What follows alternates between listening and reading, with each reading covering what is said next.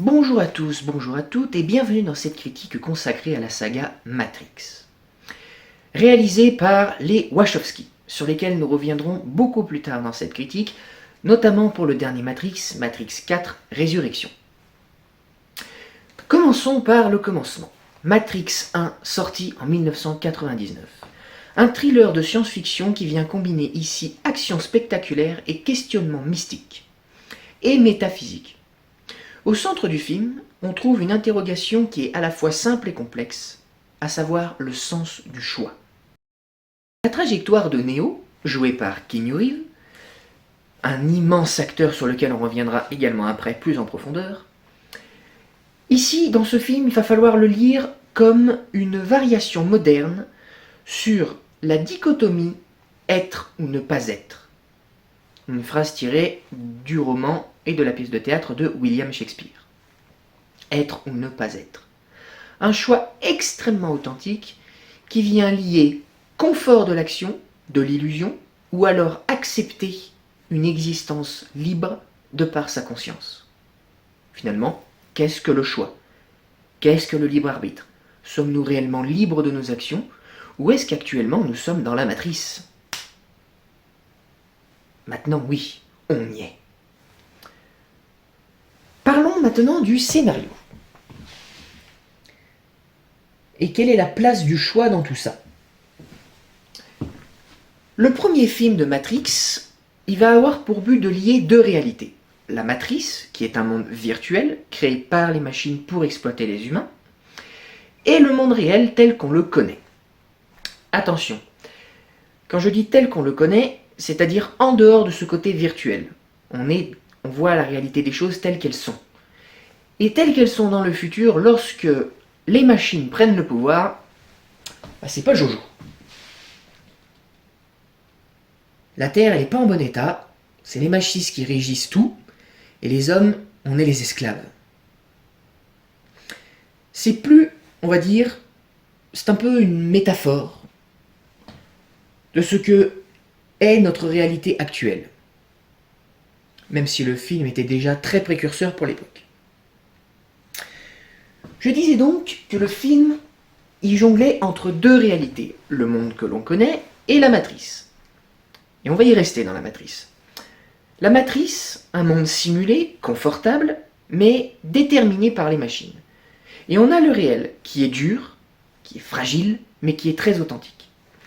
Neo, joué par Keanu Reeves, est confronté à cette espèce de choix constant de savoir rester dans l'ignorance ou d'accepter une carrière sécurisée au travers de la réalité d'être l'élu. Et là aussi, vous l'avez dans la description, il y a tout le scénario qui vous est pondu via Wikipédia. Et vous allez voir que ce film, il a pour but de faire la jonction entre qu'est-ce que le choix réel, qu'est-ce que le libre arbitre, et est-ce qu'un choix est une véritable décision prise par nous-mêmes, ou est-ce qu'on est influencé par quelque chose? En l'occurrence, la matrice. Cette idée de confort, sur laquelle on reviendra un petit peu après. Ici, chaque décision dans le film, pour le personnage central qui est Neo, doit être prise pour lui-même, par lui-même, et pour le reste des autres, car il est l'élu. Enfin, du moins, c'est tout ce qu'on essaie de te sous-entendre dès le début du film, parce qu'on n'est pas sûr qu'il soit l'élu, jusqu'à une scène fatidique que je vous ai mis en description, qui vous montre totalement qu'il est l'élu. Alors, être ou ne pas être. Être ou ne pas être, qui est une métaphore centrale dans ce film. Être, c'est le fait de choisir la réalité dans laquelle on va vivre, l'effort de prise de responsabilité et à la fois cette acceptation de soi-même, au travers de différentes limites, comme la liberté. Ne pas être, rester dans la matrice, dans l'illusion, dans le confort absolu, mais finalement d'un certain malheur où nous sommes dépendants d'elles, dépendants des machines. On a besoin de confort grâce aux machines. Donc finalement, cette métaphore, elle vient éclairer une scène centrale dans le film, la scène clé du choix entre la pilule rouge et la pilule bleue. Ce n'est pas qu'une bascule factuelle ou futile dans ce film, c'est une déclaration, une véritable déclaration qui vise à vouloir exister sur qu'est-ce que le véritable choix. Sommes-nous dans l'illusion ou voulons-nous accepter la réalité des choses? Et je vous propose pour ça de passer à certaines scènes qui sont assez exemplaires en la matière, en illustrant le thème du choix. Cette fameuse scène que j'ai évoquée il y a quelques instants, la pilule rouge et la pilule bleue, ici est une scène qui vient de manière condensée, dramatique dans le film, offrir à Neo la possibilité de devenir le sujet principal qui va renoncer à choisir véritablement le choix en tant que tel. C'est-à-dire qu'il va non pas lui-même prendre la décision, il est d'une certaine manière influencé, et c'est sa conscience, plus que son propre choix intérieur, qui va lui dire « Voilà la pilule qu'il faut que tu prennes. Tu vas accepter de découvrir le monde tel qu'il est, plutôt que de rester dans l'illusion d'un confort qui n'existe pas. » Une autre scène assez importante, c'est l'entraînement dans la salle blanche. La salle blanche. Comme son nom l'indique, c'est une salle blanche. C'est blanc de partout. Et de temps en temps, on a ça. Je vous mets juste le plan, je ne vous mets pas la scène complète. C'est le saut entre les différents bâtiments. Un apprentissage par l'épreuve. Choix répété pour lui faire comprendre que la matrice n'est qu'une illusion et que chaque choix pris dans la matrice a une influence sur soi-même. Attention. Idem, la scène face à l'agent Smith, d'où les lunettes que je porte aujourd'hui et le costard. Lorsque Neo se révèle être un très grand combattant, un très grand homme, au niveau du choix, il va devoir combattre avec certitude, servitude, son identité. Et pour ce faire, quelle meilleure idée que de découvrir son exact opposé. Neo ici vient incarner le bien, la droiture, la sagesse, le choix. Smith vient incarner le choix aussi, le sérieux, mais la dictature et le mal. L'exact opposé de deux réalités d'un seul et même individu coupé en deux. Le choix, cause à effet, causality. Il en est de même pour le déterminisme versus le libre arbitre. La matrice ici est le symbole des systèmes informatiques déterminants. Idéologie, routine, confort social, respect des règles, bref, la société finalement telle qu'on la connaît. Et le film ici, il va respecter ce côté arbitraire comme un simple don du combat mené pour renouveler cette liberté. Est-ce qu'on est finalement libre lorsqu'on a ce confort? N'est-il pas bien de prendre un regard extérieur, de réfléchir et de trouver la véritable réalité? Telle est la question. Être ou ne pas être? Ce premier film, au niveau de l'impact narratif et de l'esthétique, pour illustrer ce qu'est le choix, ici le film il va l'illustrer sous forme de tensions morales qui viennent transcender l'action. C'est-à-dire que sur le plan visuel, les différents choix de mise en scène, tels que les cadrages, les ralentis, les claustrophobies, le fameux bullet time que nous reverrons plus tard dans d'autres films de Matrix,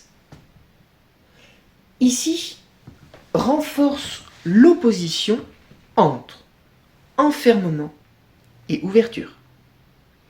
Et narrativement parlant, c'est là où c'est très intéressant. Parce que c'est faire le choix du moteur structural dans la matrice. Car la matrice n'est qu'un système informatique. Et quelle est la meilleure manière de contrer un système informatique, il y a deux options. Le débrancher ou balancer un virus. C'est les différentes issues que vont prendre les différents films. Donc au niveau du premier Matrix, qu'est-ce qu'il faut en retenir? C'est un film qui va utiliser la question du choix. Métaphore première de l'existence, être ou ne pas être, ignorer ou savoir, subir ou agir. Et par ce traitement dramatique, visuel et scénaristique, le film rappelle que le véritable drame humain n'est pas seulement de trouver une vérité, mais d'accepter la responsabilité de choisir, de porter les différentes conséquences de nos choix. Sur ce, je vous propose de passer au deuxième Matrix. Matrix 2, Reloaded.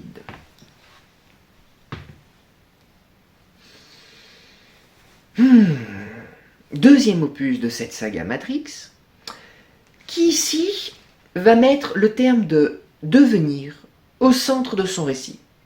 Transformons donc cette quête individuelle de Neo en une crise collective face à un système au rouage visible et complexe. Là où le premier film posait la question de l'éveil du choix, se réveiller finalement, accepter la réalité, voir les choses telles qu'elles sont, ouvrir les yeux. Et bien là, le deuxième, il vient creuser ce que deviennent les sujets une fois éveillés. C'est-à-dire, on a ouvert la petite boîte, on a démarré l'ordinateur, on a programmé le BIOS. Là, le système est ouvert. Pénétrons à l'intérieur et découvrons tout ce qui s'y passe, en profondeur. Alors, la question étant, comment négocier la liberté à l'intérieur d'un ordre qui se réorganise et qui, sommes-nous quand nos actes modifient le système autant qu'il nous conditionne? C'est une question assez complexe finalement. Mais vous allez voir que les Wachowski ici sont encore plus fortes que dans le premier film. Le système ici, il est exposé et ces figures ne sont que des symboles. Reloaded, Matrix 2 donc, élargit la matrice. On ouvre le spectre. Des figures qui incarnent des facettes du système, l'architecte, que voici,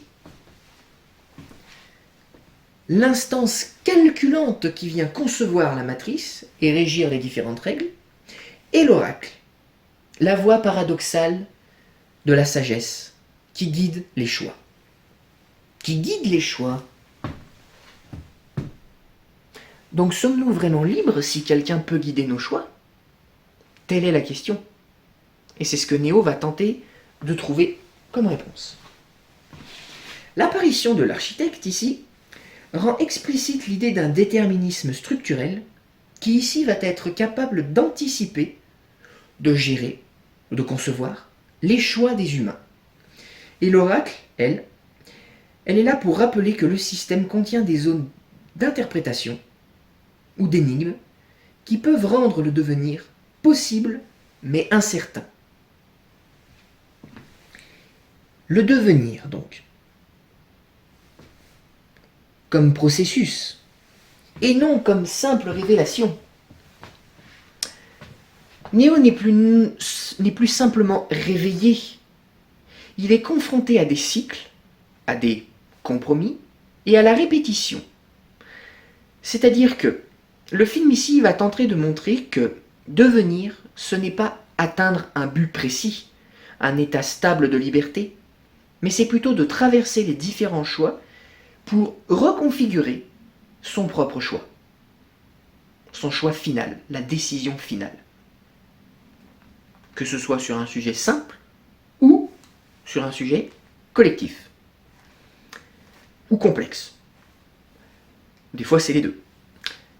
La conséquence de la rencontre entre Neo et l'architecte, eh bien, ça va illustrer cette espèce de dialectique où Neo doit choisir non seulement pour lui-même, mais pour l'ensemble de l'humanité, dans un cadre où la liberté individuelle est mise en tension avec la continuité du système. Donc la question étant, qui sommes-nous face au système? Il y a deux lectures possibles dans le scénario. Il y a une lecture pessimiste et une lecture constructive. En ce qui concerne la lecture pessimiste, nous sommes des éléments d'un mécanisme plus vaste, c'est-à-dire nos choix, qui peuvent être intégrés, prévus, absorbés par le dispositif technico-politique qui gouverne, c'est-à-dire l'architecte, le maître de la matrice. L'architecte incarne donc ce visage du monde où la liberté est modulée, réaccordée par la rationalité du système. Il n'y a pas de faille, il contrôle tout, mais il n'avait pas prévu le virus. Neo.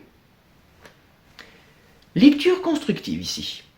Même au sein d'un système comme celui-ci, le devenir reste possible parce que les choix, ont des effets irrévocables, ont des effets qui sont inéluctables. L'oracle, ici, est la présence de la communauté humaine sur... alors attendez, parce que celui-là il est très compliqué à prononcer. Nebuchadnezzar, je vous l'écris là. Et bien ici, ça vient montrer une certaine subjectivité sur ce côté relationnel entre l'action collective et le fait de se réinventer, qui vient donc poser des questions singulières avec des contraintes qui sont au sein du système. Quelle est la faille? Sommes-nous capables de trouver la faille? Et s'il y en a une, comment l'exploiter? Finalement, y a-t-il toujours un espoir de contrôler le système? Le film Matrix 2, Reloaded, pousse la réflexion bien au-delà de la simple question métaphysique. C'est-à-dire qu'ici, on vient vraiment poser une interrogation politique. Comment exercer une liberté réelle quand les structures sociales, techniques, économiques, anticipent et absorbent toute forme de résistance? C'est une belle allégorie, n'est-ce pas? Le film ici, il vient suggérer que la réponse ne peut être que purement individuelle, alors que le devenir, à proprement parler, il exige que ce soit une solidarité, un collectif. Il peut y avoir un leader, mais il faut que tout le monde marche derrière. Neo est l'élu, les autres marcheront derrière. Pour remodeler les règles du jeu. Alors du coup, pour Matrix 2, Reloaded, qu'est-ce qu'il faut en retenir? Matrix 2, c'est un film qui vient donc transformer l'éveil en une problématique nouvelle, le devenir.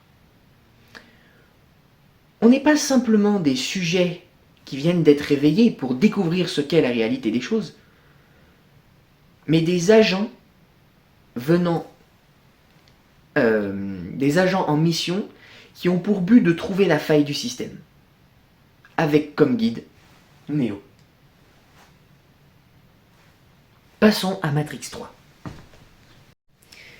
Matrix 3, Révolution, sortie en 2003. Ici, vient placer Neo, Keanu Reeves donc, désormais comme une figure messianique. Il est le Messie. Il est le Messie. Et oui. Donc, d'une certaine manière, il est le hacker du système. Au centre d'un ultime affrontement entre les humains et les machines. Et également des programmes rebelles comme Smith. L'exact opposé de Neo. Le film vient interroger ici la nature de la faille du système, qui est omniprésente. Est-ce qu'un défaut technique, une limite philosophique ou une faille morale? La réponse de Révolution, elle est multiple. C'est-à-dire qu'il n'y a pas qu'une seule réponse, il y en a plusieurs. C'est presque ambigu. Ce qui donc va donner à la fois cette force authentique au film, mais ça va être une toute petite faiblesse narrative. Mais c'est pas tellement gênant que ça. Neo comme hacker du système. On va parler du rôle et des enjeux de Neo. Neo, c'est plus simplement la personne éveillée qui apprend les différentes règles, qui s'adapte à la société dans laquelle il vit pour aller contrer le système.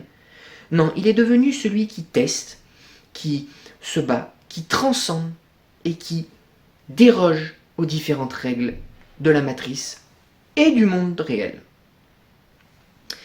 Et donc cette capacité à intervenir dans la matrice, de dialoguer avec les machines, le place en tant que médiateur du code et de la subjectivité.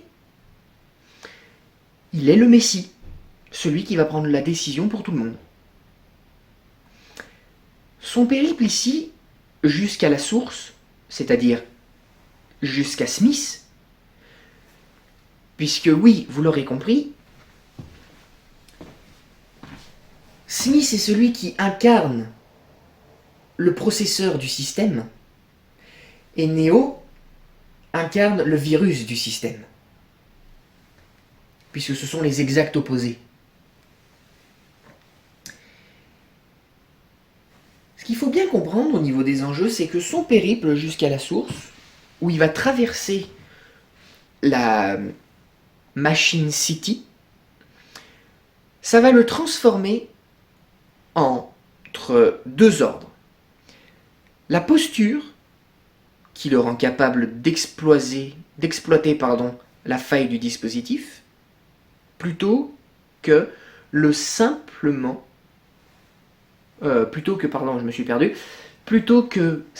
combattre le système en tant que tel, s'acharner contre quelque chose sans avoir la solution. Là, il exploite la faille. Il est l'élu, il a cette possibilité de le faire. Mais alors du coup, la question étant, quelle est la faille du système ? Quelle est la faille du système ? Comment faire planter le système ? Comment faire ? Et bien là, il y a trois interprétations possibles. Il y a une interprétation technique, humaine et philosophique. On pourrait même plutôt dire que ce sont des failles, techniques, humaines ou philosophiques. Commençons par la partie technique. Au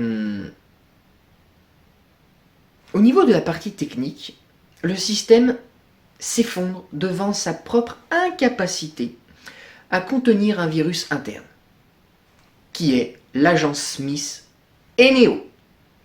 Car l'agent Smith, en fait, c'est une sorte de virus, mais pas un virus qui est mauvais pour la matrice. C'est celui qui va contrôler et régir toutes les règles de la matrice lorsque l'architecte ne pourra pas contrer le choix et la puissance de Neo. Ce qu'on a vu dans le précédent film. Ce qui est donc trop complexe pour le système, qui finit par produire des comportements imprévus qui enrôlent tout l'intérieur de la matrice. Et Smith devient les câbles de la matrice. Il devient le processeur, il devient la carte mère, il devient la matrice. Toujours sous l'œil vigilant de l'architecte. Deuxième lecture possible, c'est la faille humaine. Au niveau des émotions humaines, l'amour, la compassion, et surtout, par-dessus tout, le sacrifice, ce sont des facteurs que l'architecte, logique du système, n'intègre pas complètement dans le système de la matrice. Par exemple, la mort de Trinity, le sacrifice volontaire de Neo à la fin, ça va humaniser cette résolution. Ce qui n'est pas logique pour un système. On ne peut pas sacrifier un élément du système. Ce n'est pas logique. Il faut qu'on exploite chaque élément du système. Ce qui vient donc ici confronter cette logique, qui la rend froide, Mais c'est un geste moral qui va engager Neo et les machines. On échange une vie contre des milliers d'autres qui seront sauves. Au niveau philosophique maintenant, c'est là où c'est un peu plus compliqué quand même.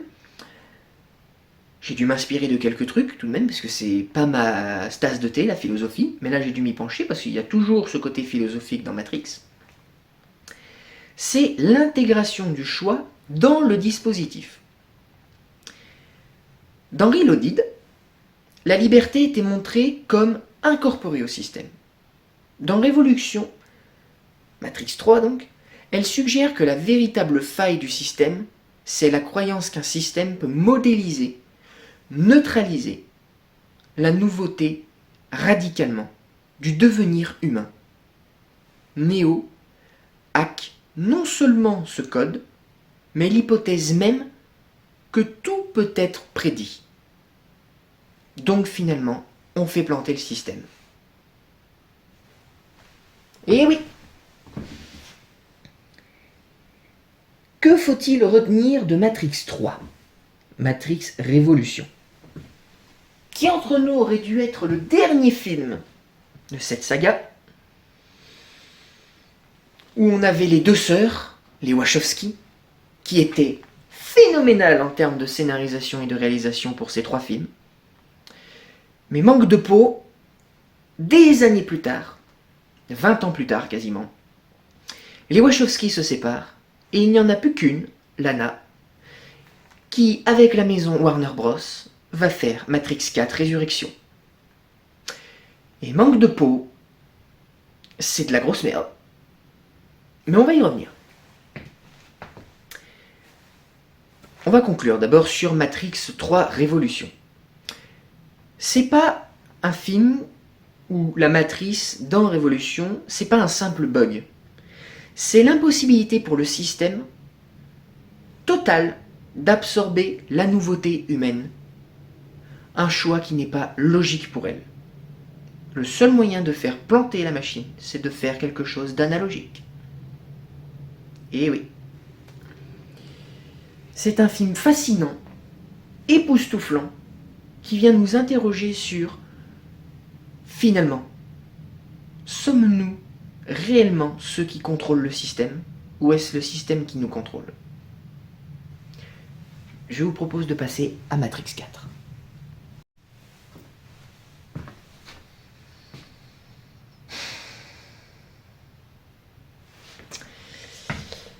Et oui, tout ce qu'on redoutait arriva. Matrix 4 arrive. Résurrection. Sur le papier, on se dit résurrection, comme notre ami Néo est l'élu, comme il est le Messie, ils vont s'inspirer du mythe de Jésus dans la Bible, il va ressusciter. D'où le terme de résurrection. Et bien, comment ils nous ont fait ça ? Par la nostalgie, qui va devenir le moteur de ce film, mais qui va être aussi son plus gros piège. Matrix 4, c'est foncer tête baissée dans le brouillard et se payer un énorme mur à l'arrivée. Aïe aïe aïe aïe aïe aïe aïe aïe aïe.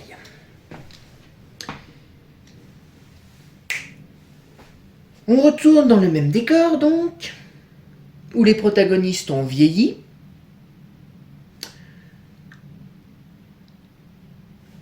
Et donc, quel est le moteur de ce film ?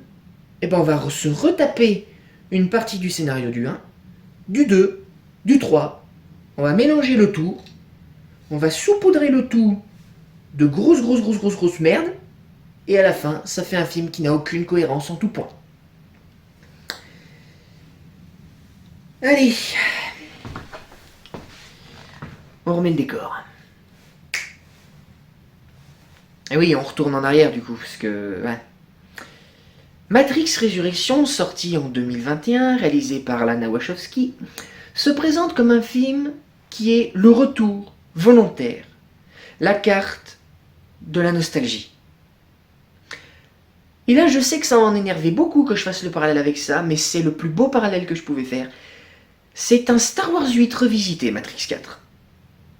C'est-à-dire, on déconstruit autant qu'on le peut en sabotant son propre héritage. plutôt que de prolonger la mythologie avec certitude, eh ben on fait le contraire. On déconstruit tout de fond en comble. Pourquoi? Pourquoi? Être ou ne pas être. Aïe aïe aïe. Donc, ce film va marcher par nostalgie, mais c'est donc son plus gros piège. Pourquoi? Le film ici use massivement de rappels visuels et narratifs, que ce soit au niveau des codes, de la musique, des figures familières, des figures, des décors, etc., pour réactiver l'émotion première qu'on avait vue dans les premiers films. Un clin d'œil qui, pour le coup, ne sert foutrement à rien, est complètement neutre dans ce film, ils ne servent tous ces petits clins d'œil là, ils servent un propos autocritique sur la dépendance industrielle à la mémoire des franchises. Merci Warner Bros, vous êtes comme Disney, des énormes connards. Merci. Pourquoi toutes les grandes productions se mettent à faire ça, je ne comprends pas.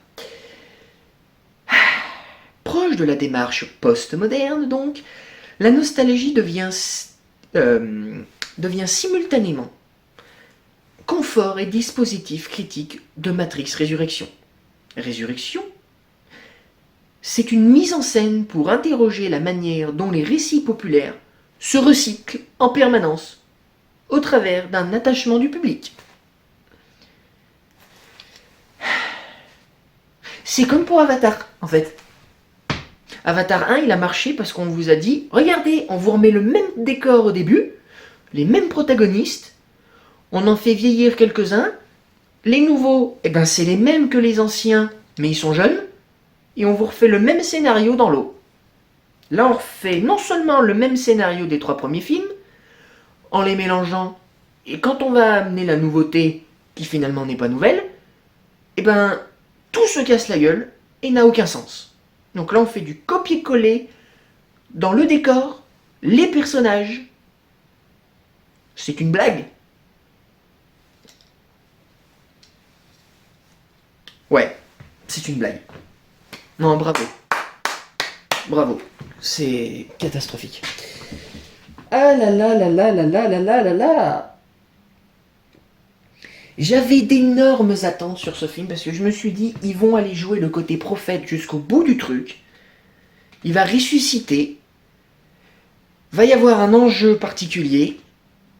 Va y avoir un nouveau système. Avec des nouveaux enjeux. Le système va se rebeller parce qu'il s'est dit, tiens, l'autre il a survécu. Et bah du coup, qu'est-ce qu'on va faire? On va lui planter un poignard dans le dos, c'est-à-dire qu'on va recréer un système encore plus violent et personne ne sera libéré.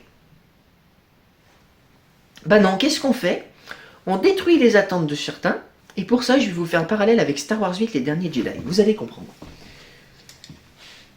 Matrix Résurrection et Star Wars 8, les derniers Jedi. Comme dans les derniers Jedi, Résurrection ici, il vient choisir la subversion plutôt que la répétition.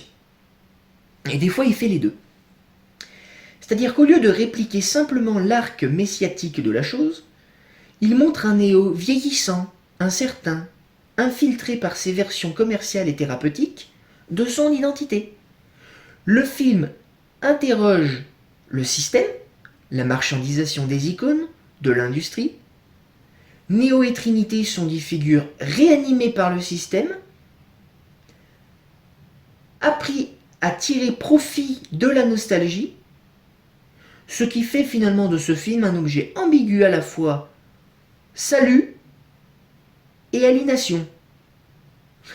Là aussi, il faudrait qu'on y revienne quand même. Le film te dit à un moment donné, voilà pourquoi Neo et Trinity ne sont pas morts. Oui, parce que Trinity aussi devient l'élu. Hein. Voilà, vous avez, de toute façon, vous avez le scénario dans la description, parce que ça me gave d'en parler de ça. Trinity et Neo ont été ranimés par la Matrice parce que, tenez-vous bien, la Matrice a des sentiments, donc déjà un système possède une émotion, tout le contraire de ce qui est vendu dans les 3 premiers films, et que ce qu'on en connaît aujourd'hui. Même si on a l'intelligence artificielle, elle n'est pas capable de comprendre les émotions de l'humain. Donc qu'est-ce qu'on nous dit? On nous dit, votre amour était tellement puissant qu'on a décidé de vous réanimer de par la technologie, de vous recréer, de vous remettre dans la matrice parce que vous nous donnez une énergie folle.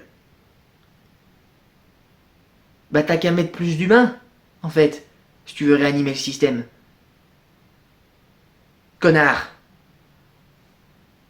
Ou comme dirait Norbert Wilson, nom de Dieu, de putain, de bordel de merde, de fils de pute, de connard, d'enculé de ta mère. Voilà.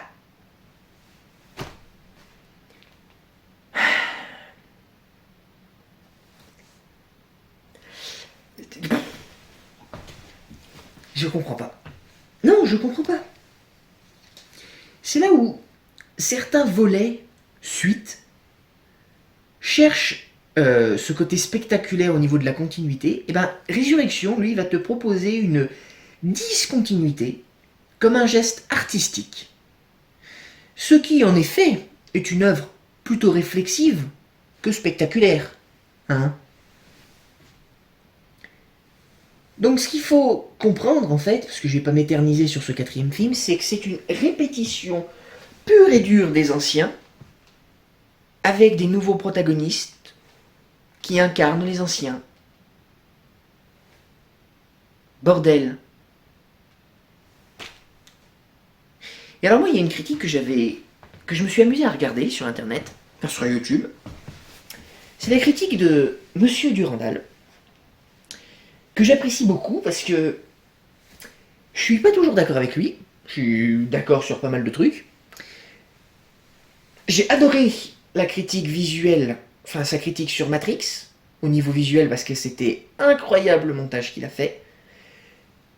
Mais alors les arguments pour te faire comprendre que Matrix 4 est la parfaite suite des Wachowski et de leur héritage, non. Non, non, non, non.